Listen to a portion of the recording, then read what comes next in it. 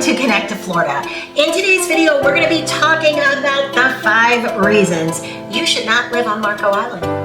If you're new to the channel, I want to say hi. My name is Barrett Pastor, and I've been a real estate broker for 25 years. So hopefully I'm coming to you from a place of knowledge and experience, and I can help you navigate all things real estate related here in Southwest Florida. All right, let's jump into the reasons. You might be thinking, what are you talking about? I love Marco Island. It's beautiful. It's paradise. Why wouldn't I want to live there? So here are the reasons that I hear consistently. Number 1, it's an island. One way on, one way off. Is that a problem? Well, maybe not all the time, but it can get very, very backed up during traffic. What about when there's a hurricane? You want to talk about bumper to bumper? That's a problem as well. Also, when there's a hurricane, you're going to have water from all sides, wind from every direction. It is an island. The other problem with an island is you have island problems. They have boil notices a lot on Marco Island when things go wrong with the water. So you have sometimes where the power goes out on the island. So just consider that. It is an island. It is not isolated, but it's off the mainland. All right, number 2.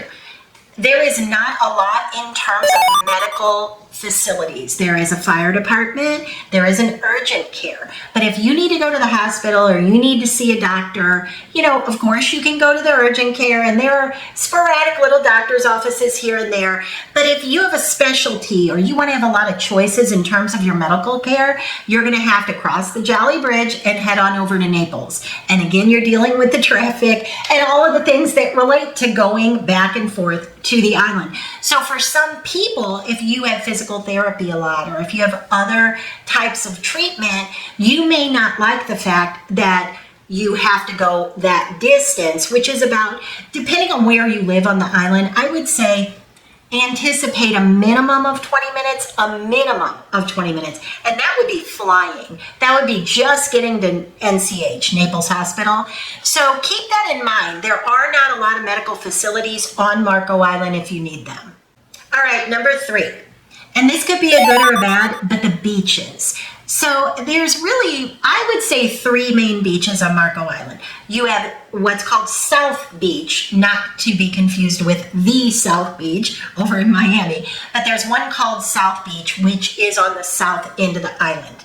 So you've got to do a lot of walking to get to that beach. The parking lot is pretty small. Parking is usually during season pretty tough. But if you manage to get parked in that parking lot, then you've got quite a walk just to get to the sand. And when you get to the sand, you have about another, I'm going to say, a quarter to a half a mile before you hit water's edge. And the sand itself, because the beach is so expansive, it's almost like somebody threw sand over a road. It's kind of hard. It's not the kind of sand that you can dig in and make sand castles. Even as you get up close to the water, there's just not that amount of sand. And again, it's because the beach is huge. Now, they have beautiful shells, and they usually have some sea glass you can collect and rocks. And it's a beautiful beach, definitely. If you like to jog on the beach, it's perfect for that because of the hard surface. So there's a lot of good things about it. But if you're looking for that white, powdery, sandy beach,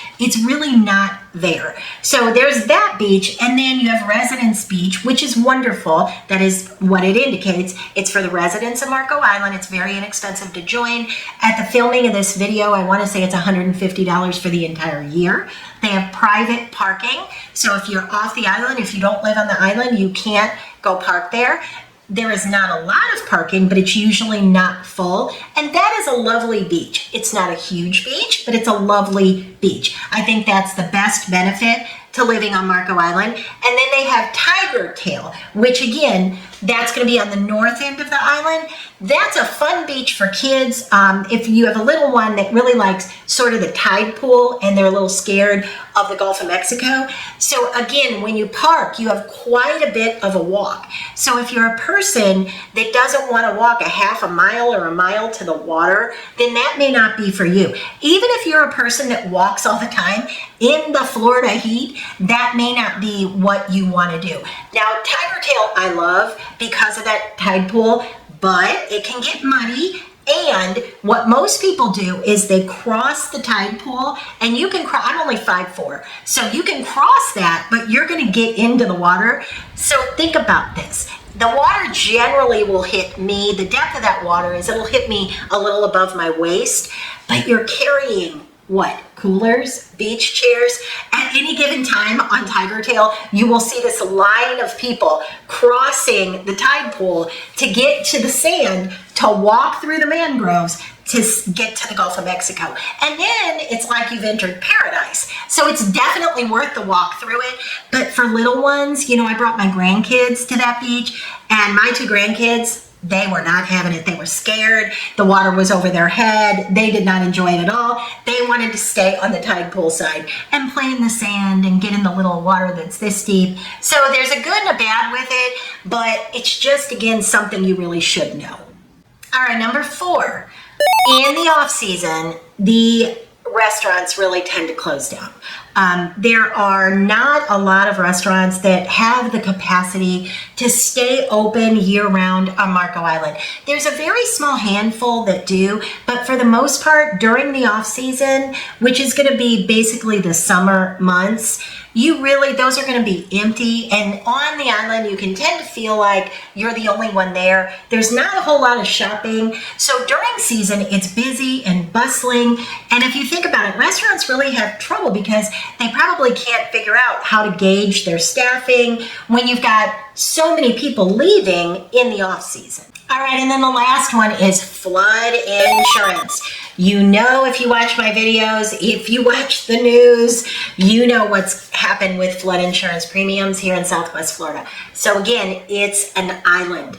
So almost everything, there is one high ground section that is not going to be considered floodplain, but everywhere else, 95% of that island is floodplain, and the flood insurance premiums are very, very high. So just to give you an idea of what I mean by very, very high, I have had people that are buying on the canal, not even the big open water, just on the canal, be quoted numbers like $10,000, $12,000. I've seen $18,000. So if you're going to buy your dream home on Marco Island and you are lucky enough to find something that backs to water, make sure that you are working with an agent that can help you get quotes for flood insurance, because keep in mind, you have homeowners insurance, which a lot of people call hurricane insurance for wind, things like that. But then you're also going to need a separate policy for flooding, for flood insurance. So, and it's very important. That's one of those things you would not want to kind of wing it and go without. So definitely keep that in mind. Even if you did not buy a home that's on a canal,